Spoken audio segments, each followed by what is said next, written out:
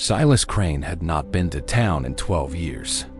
He lived in a cabin above the timberline, trapping and hunting, speaking to no one. The children who had once thrown rocks at him had grown up and moved away. But he remembered their faces, their fear, the way they screamed when he walked by. The fire had taken his face when he was 22.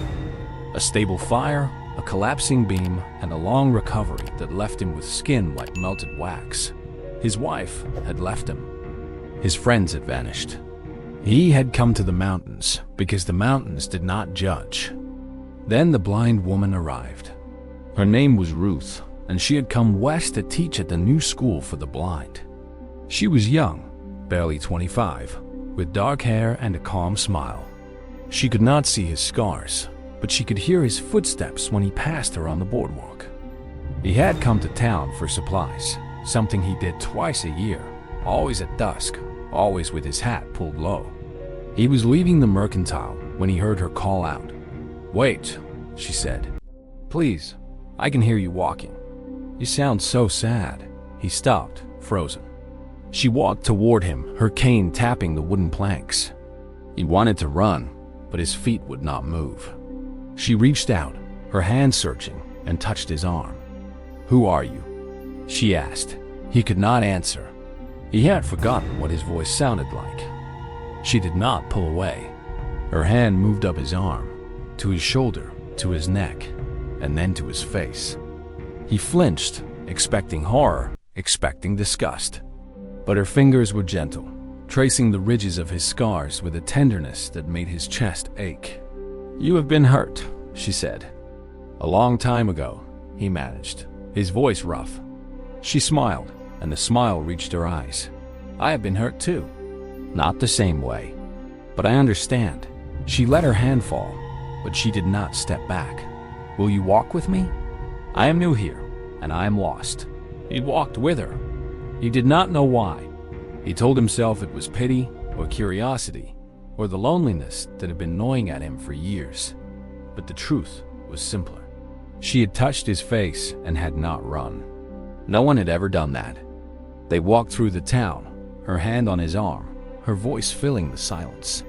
She told him about the accident that had taken her sight when she was 12, about the years of darkness, about learning to live without light. He listened, and he found himself speaking too. He told her about the fire, the scars, the wife who had left. He told her about the mountains, the cabin, the years of silence.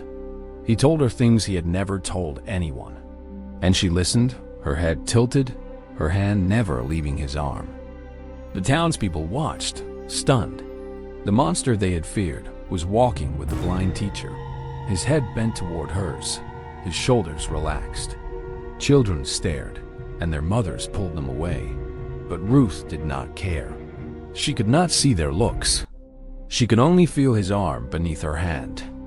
She came to his cabin the next week, led by one of her students.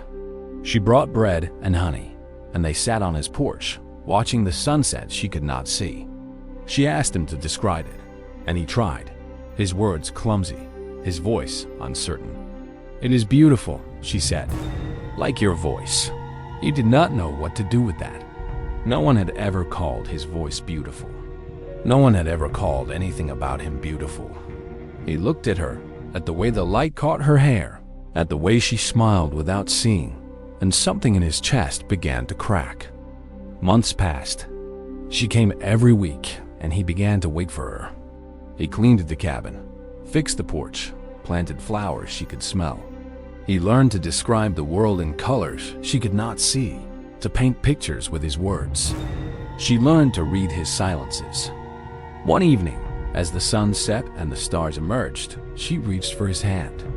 "I have something to tell you," she said. "I know who you are. I have known since the first time I touched your face." He went still, his heart pounding. "What do you mean?" "When I was 7, a fire broke out in the wagon where I was sleeping. A man broke through the flames, carried me out, and laid me in the grass. I could not see his face, but I remember his hands. Your hands. You saved my life, Silas. I have been looking for you." He could not speak. He had forgotten that night, had buried it beneath years of pain and isolation. He had pulled a girl from a burning wagon, had handed her to a stranger, had walked away. He had not known she was blind. He had not known she would remember. "Why did you not tell me sooner?" he asked. She smiled, her hand tightening on his. "Because I wanted you to trust me first. I wanted you to know that I see you, even if I cannot see your face. The scars do not matter. You matter." He pulled her into his arms, and she came to him like she had been waiting her whole life. He held her against his chest, feeling her heart beat against his, and for the first time in 15 years, he did not feel like a monster. He felt like a man. They were married in the meadow behind his cabin, with only the mountains as witnesses. She wore a white dress, and he wore a clean shirt, and when the preacher asked him if he would take her to be his wife, his voice did not waver. "I will," he said. "I have been hers since the day she touched my face."